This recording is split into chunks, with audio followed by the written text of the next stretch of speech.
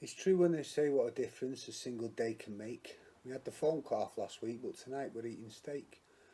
The arse is hanging out of my jeans and my goldfish Bobby drowned, but I found a tenner in these old jeans and a pound upon the ground.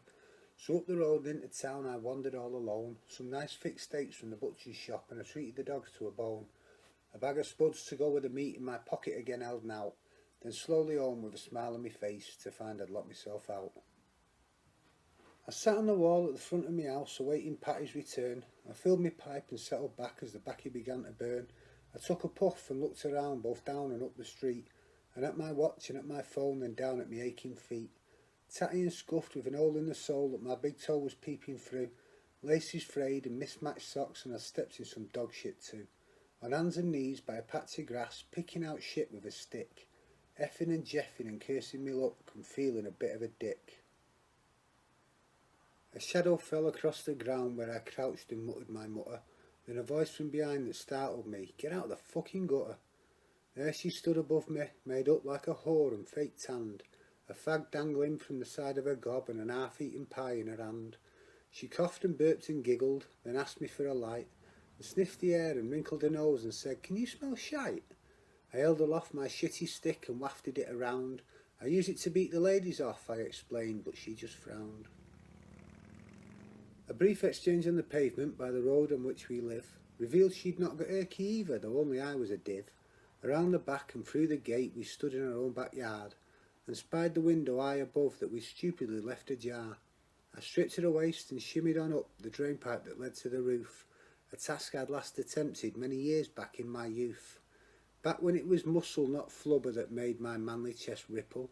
I'd almost got myself half in when I trapped my fucking nipple. She laughed so much she started to choke upon her fag, spluttering pie crust and streaming eyes and rifling through her bag. She wanted her phone to take a pic of my dangling shit-soiled feet, to use along with some childish abuse and share with the world in a tweet. The laughter stopped quite suddenly, replaced with a nervous giggle. "Any chance of a spot of help?" I called, continuing to wriggle. No answer from the dick-fingered one, just deathly quiet below. "Hello," I called. "Are you still there?" expecting the answer no. I craned my neck and looked around to where she stood upon the ground, holding aloft a bunch of keys and saying, "Oh, look, I did have these."